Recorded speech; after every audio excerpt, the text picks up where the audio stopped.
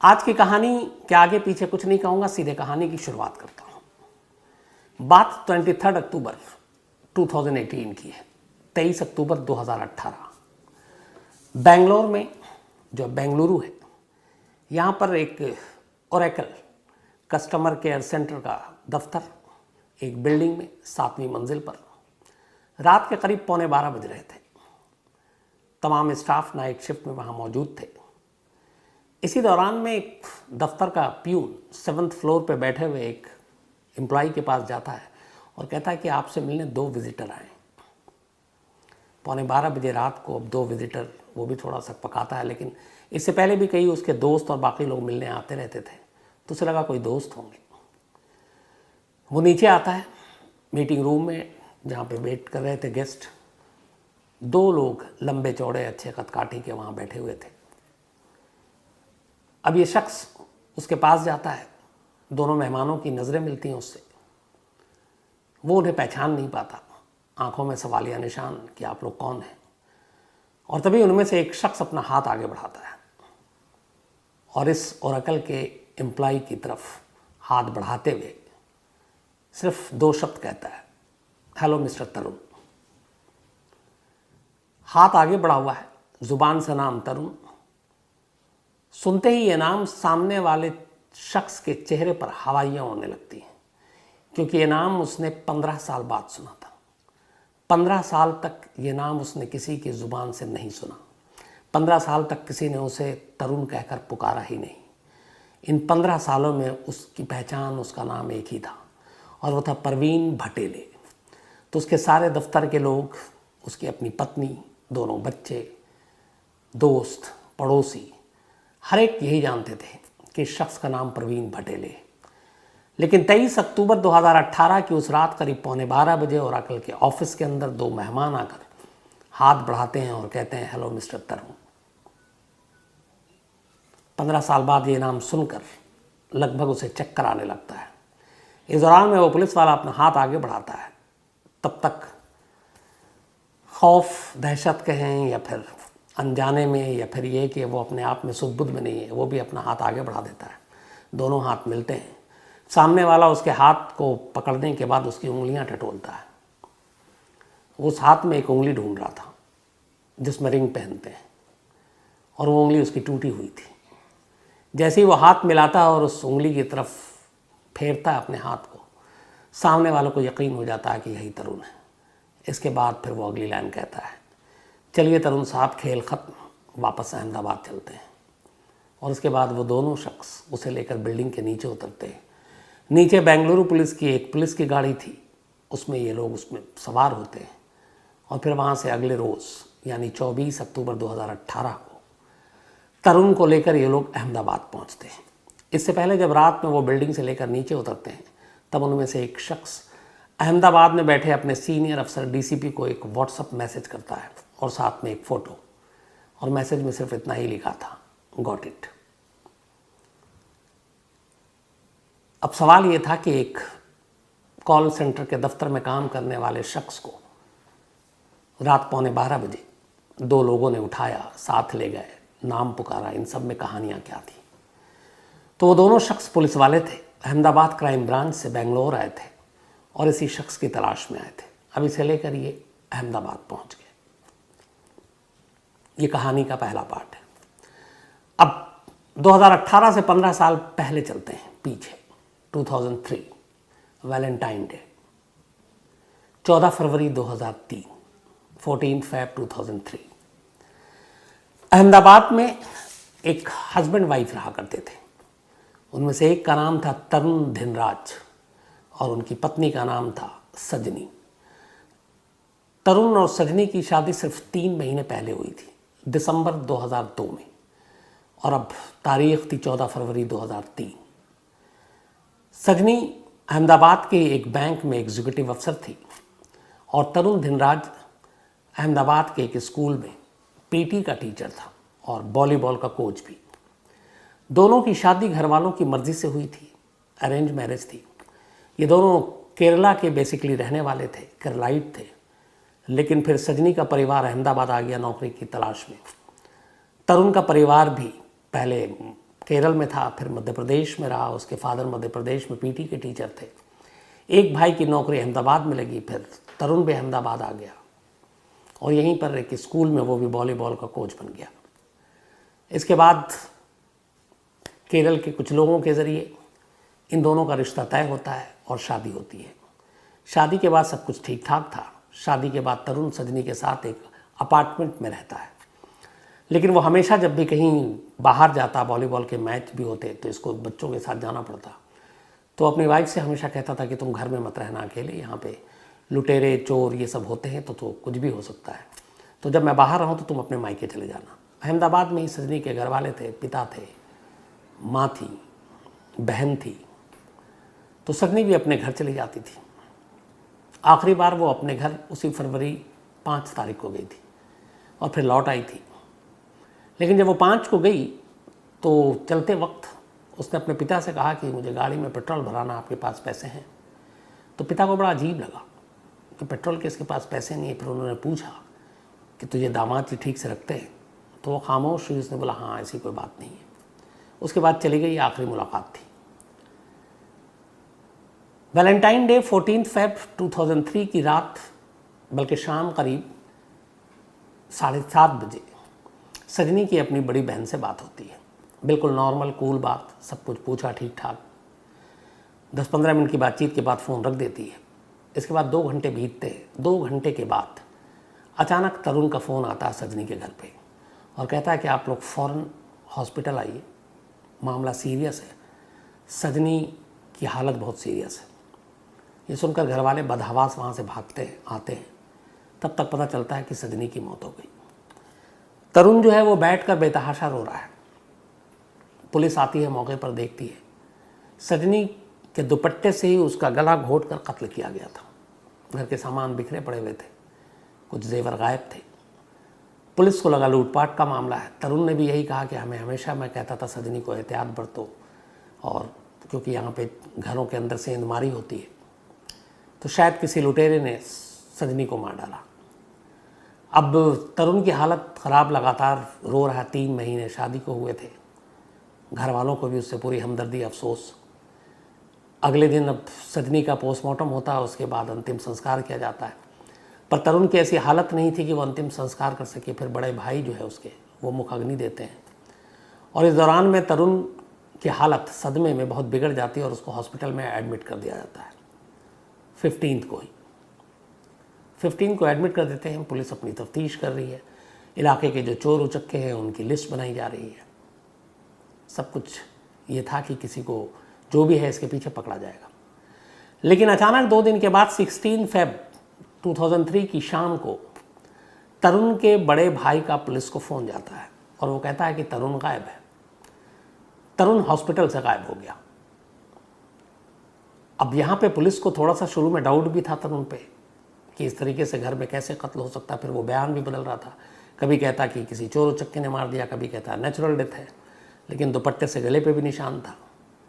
और उसके बाद वो रो भी रहा, सदमे में भी, हॉस्पिटल में भी एडमिट हो गया। लेकिन 48 घंटे के अंदर अंदर शाम को 16 फेब को अचानक तरुण हॉस्पिटल से गायब हो गया। अब पुलिस को काटो तो खून नहीं, क्योंकि एक बड़ा मामला था, मीडिया में भी खबर आ गई, और एक जिसके ऊपर आपको शक है, आपने उसकी निगहबानी या पहरेदारी भी नहीं की, हॉस्पिटल में आपने वैसे ही छोड़ दिया और वो भाग गया। अब पुलिस वालों पर उंगलियां उठने लगी। सजनी के घर वालों ने भी इल्ज़ाम लगाना शुरू किया कि पुलिस की लापरवाही है। पुलिस के ऊपर प्रेशर बनना शुरू हो गया। अब पुलिस ने कहा ढूंढो। पुलिस ने तमाम कोशिश की, कहीं नहीं मिली। पुलिस ने तरुण के भाई, माँ बाप, इनको भी उठा लिया। कुछ दिनों तक ये लोग जेल में भी रहे कि इनकी भी मिली भगत है। बाद में खैर छूट गए। लेकिन तरुण की तलाश होती रही, तरुण मिला नहीं। सजनी के घर वाले, उनके माँ बाप और बहन, जब काफ़ी दिन बीत गया और तरुण मिला नहीं, उनकी बेटी का कातिल गायब है, तो उस वक्त नरेंद्र मोदी मुख्यमंत्री थे गुजरात के। 2006 की बात है। फिर 3 हो गए, 3 साल बीत गए, कोई पता नहीं चल रहा तरुण का। उन लोगों ने जाकर मुख्यमंत्री नरेंद्र मोदी से मुलाकात की और मदद मांगी। चीफ मिनिस्टर ऑफिस से फिर मैसेज गया और पुलिस से कहा गया कि इस केस को आप सीरियसली लीजिए। अब इसके लिए स्पेशल टीम बनाई गई। बाकायदा 1 लाख रुपए का इनाम रखा गया तरुण की खबर देने के लिए। लेकिन तरुण गायब। अब पुलिस ने उधर जो जांच की, पोस्टमार्टम रिपोर्ट आ गई, गला घोंट कर कत्ल हुआ है। आसपास के लोगों से पूछताछ करने पे पता चला कि ऐसा कोई अनजान शख्स घर में आया नहीं।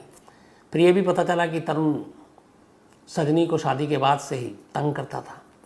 फिर ये पता चला कि शादी से पहले ही तरुण का एक लड़की से अफेयर था और वो उससे शादी करना चाहता था। पुलिस उस लड़की तक पहुंची। उस लड़की ने पुलिस को कहा कि हाँ, उसने मुझे 16 फरवरी यानी जिस दिन सजनी का कत्ल हुआ उसके 2 दिन के बाद मुझे कॉल किया और कॉल करने के बाद उसने कहा कि चलो हम दोनों शादी कर लेते हैं। उसने कहा तब तक सजनी की मौत की खबर मुझे आ चुकी थी, तो मैंने उससे कहा कि मैं कातिल से शादी नहीं करूँगी और मैंने उसके साथ जाने से मना कर दिया। लड़की का बयान सच था। पुलिस ने उसको क्लीन चिट दे दी। तो फिर यही कहानी आई कि अपनी गर्लफ्रेंड से शादी करने के लिए उसने अपनी बीवी का कत्ल कर दिया। अब ये बात समझ में नहीं आई, अरेंज मैरिज थी, वो पहले भी मना कर सकता था, अपनी गर्लफ्रेंड से शादी कर सकता था, लेकिन उसने ऐसा किया नहीं। शादी के 3 महीने बाद बीवी को मार डाला और गर्लफ्रेंड से शादी की पेशकश की, लेकिन गर्लफ्रेंड ने मना कर दिया कि मैं एक कातिल से शादी नहीं करूँगी। अब मोटिव क्लियर हो गया था, कत्ल पति नहीं किया ये भी साफ हो गया, लेकिन कातिल फरार। धीरे धीरे वक्त बीतता गया, तरुण का कोई सुराग नहीं मिला। पुलिस लगातार लगी रही उसके घर वालों के सर्विलांस पे। पूरे घर वालों की जगह जगह शादी वर्दी में पुलिस तैनात किए गए कि शायद वो घर पे मिलने आए, मिले नहीं। इस दौरान में फैमिली भी फिर शिफ्ट हो गई। ये लोग पहले एमपी में रहते थे और फिर बेंगलोर में एक रिश्तेदार था, इसके अलावा केरल में। 2009 आते आते तरुण के पिता की मौत हो गई और फिर पुलिस को पता चला कि 2009 में ही तरुण पहली बार केरल गया था जब इसके माँ बाप गए थे, और वहाँ पहली बार कत्ल के बाद सजनी के यानी 6 साल बाद वो केरल में एक जगह पे अपने माँ बाप से आकर मिला। उसे देखकर माँ बाप की भी हालत ख़राब हो गई। उन्होंने कहा अगर किसी ने देख लिया तो मुसीबत आ जाएगी, पुलिस ढूंढ रही है। वो आखिरी मुलाकात थी। कहते हैं कि अपने माँ बाप से मिलने के बाद वो जब गया उसके नेक्स्ट डे ही तरुण के पिता को हार्ट अटैक हो गया और दिल का दौरा पड़ने से 2009 में उनकी मौत हो गई। अब उसके बाद वो वहाँ से निकल गया। अब पुलिस ढूंढती रही। धीरे धीरे जब वक्त बीता तो पुलिस भी सुस्त पड़ गई। एक तरह से केस तो क्लोज ही हो गया, लेकिन केस को पूरी तरह से बंद भी नहीं किया। कहते हैं कि हर महीने एक आध बार इस केस पे नज़र डाल देते। जब भी कोई नया पुलिस अफसर आता पूछता अपडेट क्या है। मंथली मीटिंग में इस केस को ऊपर रखा जाता, फिर पूछा जाता अपडेट क्या है, लेकिन इधर साल बीतते जा रहे थे। अब इस केस पे जो भी नया अफसर आता उसकी नज़र भी होती। धीरे धीरे 3 से 2016 आ गया, 2016 में एक और पुलिस अफसर आए। उन्होंने कहा कि इस केस की फाइल खोलो, अपडेट क्या पता करो। तो उन्होंने पता किया कि फादर की तो डेथ हो गई है तरुण के, माँ जो है वो अब एमपी में है, मंदसौर में, और एक बेटा उनका अहमदाबाद में है। लेकिन वो कहाँ है पता नहीं। अब मंदसौर में भी पुलिस ने आगे पीछे अपने शादी वर्दी में टीम लगाई, लेकिन कोई सुराग नहीं मिला। लोगों से भी पूछा, कोई इस तरह का हुलिया का लड़का आता है, पता चला नहीं है।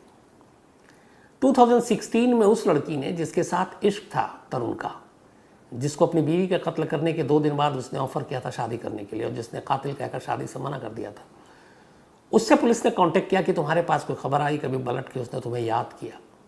तब उस लड़की ने पहला क्लू दिया। उसने कहा कि हाँ, अभी 2016 में ही मेरे कुछ दोस्तों ने बताया कि उसने तरुण या उसके जैसे मिलते जुलते हुलिया वाले शख्स को दिल्ली के एक मॉल में देखा है। अब पुलिस की टीम दिल्ली के मॉल और उस इलाके को छानने के लिए अपनी भेजती है। फिर ये भी पता चलता उसी दौरान में जब देखने की बात थी तरुण की माँ भी दिल्ली में थी, तो अब ये था कि शायद वो माँ के साथ हो। लेकिन तमाम चीज़ें खंगालने के बावजूद तरुण नहीं मिला। वक्त बीतता गया।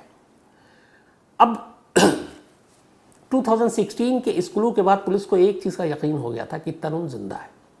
उसने सुसाइड नहीं किया है, कहीं और नहीं भागा है, बल्कि देश में है। इस दौरान में जब तब खबर आती, कभी उसको गुजरात में देखने की बात आती, कभी महाराष्ट्र में, कभी मध्य प्रदेश में, कभी बेंगलोर में, कभी केरल में। 5 राज्यों और उसके पूरे फैमिली के अराउंड 4000 फ़ोन नंबर मोबाइल के, इनको खंगाले 4000 नंबर्स, जो उसके दूर के रिश्तेदार दोस्त, ताकि कब कहाँ से किसी के पास फ़ोन आ जाए और वो क्लू मिल जाए। सब बेकार। माँ के नंबर को भी पुलिस ने रडार पर रखा हुआ था। तो उस माँ के नंबर से ये पता चलता था कि ये कुछ लोगों से तो बात कर रही हैं केरल और ये, लेकिन जितने भी लोग थे वो सब रिश्तेदार थे। तरुण शायद किसी नंबर पे बात नहीं कर रहा था। पुलिस अंधेरे में थी। धीरे धीरे अब इस बात को 15 साल बीत गए। 2018 आ गया। 2018 आने के बाद अब पुलिस का ये था कि टीम लगी हुई थी अपडेट में कि इसको ढूंढना है।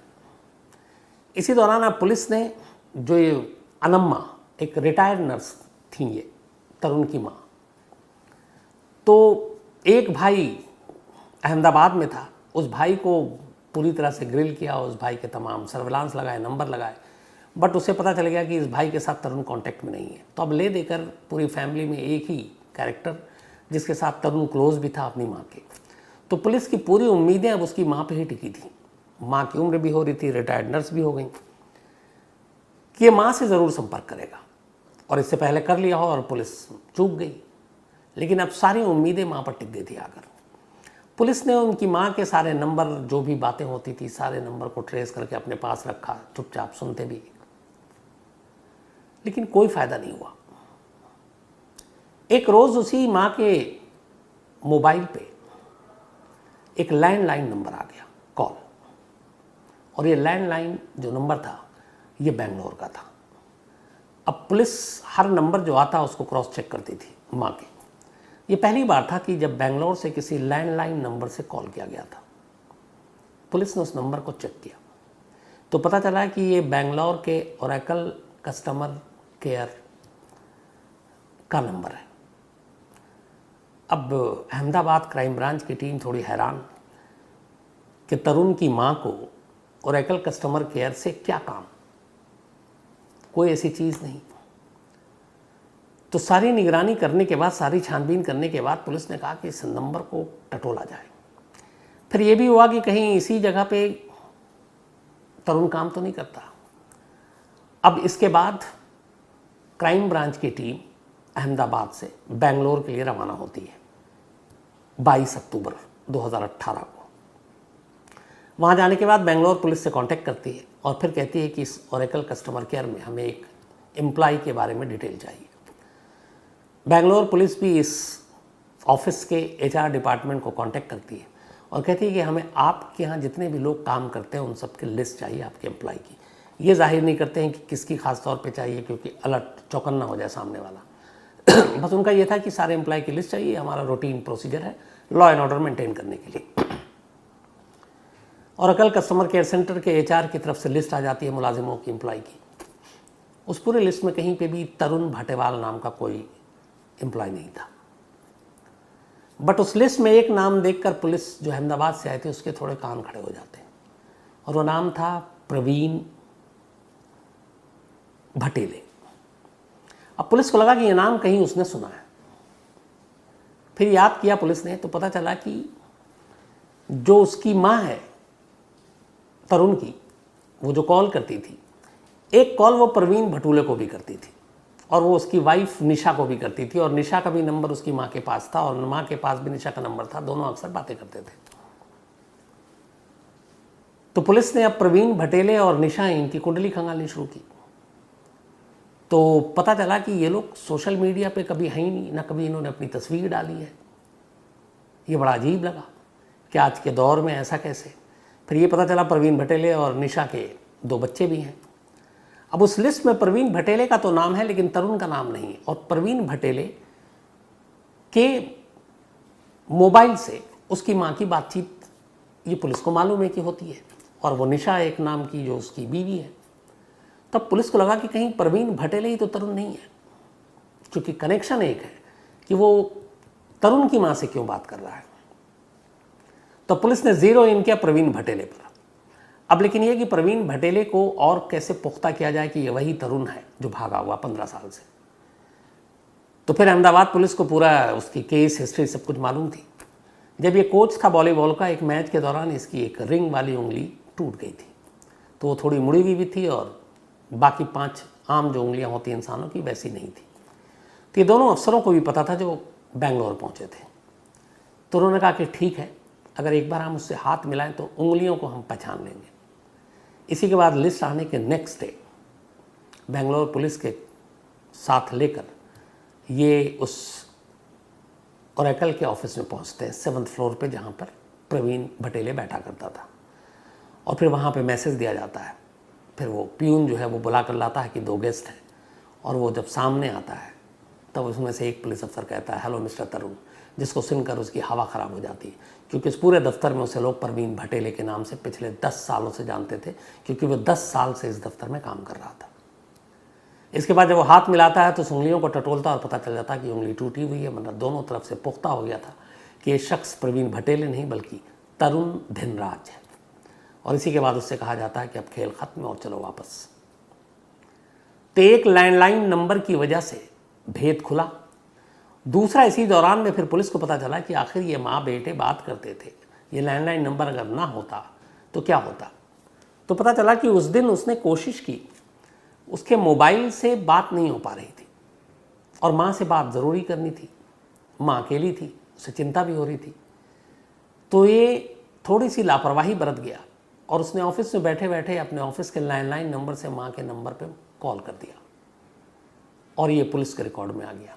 अगर वो लैंडलाइन नंबर से कॉल ना करता तो शायद तरुण का राज 15 साल है और ना मालूम कितने सालों तक राज ही बना रहता। फिर पुलिस के सामने जानकारी आई कि उसकी माँ ने एक और सिम ले रखा था, और वो सिम उनके एक रिलेटिव के नाम पर था। उस रिलेटिव को, दूर के रिलेटिव थे, पुलिस ने अपने फोकस में लिया नहीं, और उस सिम का इस्तेमाल उसकी माँ सिर्फ और सिर्फ तरुण से बात करने के लिए करती थी, और तरुण भी उसी सिम पे ज़्यादातर कॉल किया करता था। तो इस तरीके से पुलिस के रिकॉर्ड में ये सिम नंबर ही नहीं था, तो कभी जांच के घेरे में आया ही नहीं, और इसीलिए तरुण का राज रहा। अब पुलिस उसे लेकर वापस अहमदाबाद आती है, सब कुछ हो गया। अब फिर पुलिस उससे कहानी सुनती है। वो सजनी के कत्ल का इल्ज़ाम अपने सर लेता है, बोलता हाँ मैंने कत्ल किया क्योंकि मुझे अपनी गर्लफ्रेंड से शादी करनी थी, लेकिन उसने मना कर दिया क्योंकि मैं कातिल हो चुका था। बोला कत्ल करने के बाद मैं 6 तारीख को ही दिल्ली आया था। दिल्ली में कुछ दिन रहा, और दिल्ली में बाकायदा अगले 1 हफ्ते में ही कत्ल करने के 14 फेब को उसने कत्ल किया, वैलेंटाइन डे, और 20 फरवरी तक वो दिल्ली के कॉल सेंटर में नौकरी कर रहा था, अगले 4-5 दिनों में ही। बोला फिर यहाँ से पुणे गए। पुणे में उसको एक निशा नाम की लड़की से मुलाकात हुई। उसने अपने आप को बताया कि मैं यतीम हूँ, मेरा दुनिया में कोई नहीं है। धीरे धीरे दोनों में दोस्ती हो गई। इसने पुणे में एक जगह नौकरी की थी, और फिर उन दोनों ने पुणे में ही शादी कर ली। फिर इसके बाद ये लोग 2009 और 10 में बेंगलोर पहुँचे, और उसने बेंगलोर में इस ओरेकल कंपनी में जॉब शुरू कर दिया। दोनों के 2 बच्चे भी हुए, और उसकी पत्नी को भी यही मालूम है कि इसका नाम प्रवीण भटेले है। उसकी पत्नी को उसका असली नाम, उसके पुराने कारनामे कुछ नहीं मालूम था। तो जिस गर्लफ्रेंड के लिए उसने कत्ल किया उससे तो शादी की नहीं, एक दूसरी लड़की से शादी की, फिर 2 बच्चे हुए और बेंगलोर में रहने लगा। लेकिन एक सवाल अब भी अपनी जगह कायम था कि आखिर तरुण धिनराज प्रवीण भटेले कैसे बन गया, ये नाम उसका किसने चुराया। पुलिस ने इसके ऊपर भी तफ्तीश की। पता चला स्कूल और कॉलेज में इसका एक दोस्त हुआ करता था मध्य प्रदेश में, और उस दोस्त का नाम था प्रवीण भटेले। ये दोनों साथ थे, कॉलेज में भी साथ पढ़ाई की। जब इसने कत्ल किया, उसके कत्ल करने के बाद इधर उधर ये भटकता रहा था। फिर एक दौर ऐसा आया जब ये पहुंचा भोपाल। उस वक्त प्रवीण भटेले भोपाल में था, और ये वहाँ उसकी शादी हो गई थी। ये उसके साथ भी रहा कुछ दिन तक। उसने कुछ कोचिंग सेंटर शुरू किए थे, उसने कहा मैं भी करूँगा। इसने कुछ दिन उसके साथ काम भी किया। फिर प्रवीण भटेले के आधार कार्ड, ड्राइविंग लाइसेंस और पासपोर्ट, इन तीनों को उसने वहाँ पे स्कैन किया, और फिर उन नामों को अपना नाम दिया और उसमें तस्वीर अपनी लगा दी। तो आधार कार्ड भी प्रवीण भटेले के लिए, तस्वीर अपनी, ड्राइविंग लाइसेंस भी, पासपोर्ट भी, और लेकर चला गया। और इधर प्रवीण भटेले को पता नहीं। प्रवीण भटेले भी एक स्पोर्ट्स का कोच, अभी हरियाणा में शायद काम कर रहे हैं कहीं।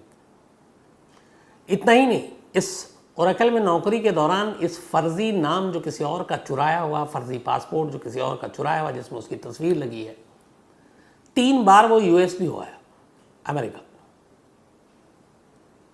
लेकिन एक गलती 15 साल के उसके इस राज को खोल गया। अगर उसने उस दफ्तर में उस दिन बैठकर लैंडलाइन नंबर से अपनी माँ को कॉल ना किया होता तो शायद तरुण का राज ही रहता, तरुण शायद प्रवीण भटेले ही रहता। लेकिन कहते हैं कि कहीं ना कहीं एक ज़रा सी चूक आपको कब पकड़वा दे और आपका भेद कब खुल जाए नहीं कह सकते। वही चीज़ हुई। लेकिन इसमें कमाल अहमदाबाद पुलिस भी थी, ख़ासतौर पे क्राइम ब्रांच की टीम, जिसने 15 साल के इसमें सुस्त रफ्तारी भी आई, सब कुछ आया, लेकिन तरुण की तलाश बंद नहीं की। तरुण अब जेल में है, साबरमती जेल में, और जो कुछ उसने किया है उसके लिए उसे सज़ा भी वैसे ही मिलेगी। तो ये थी कहानी एक ऐसे शख्स की जो 15 साल तक पुलिस को बेवकूफ़ बनाता रहा, एक नए नाम से नए शहर में रहा, नौकरी की, शादी की, 2 बच्चे पैदा किए, लेकिन ये गलती ने सारा राज खोल दिया।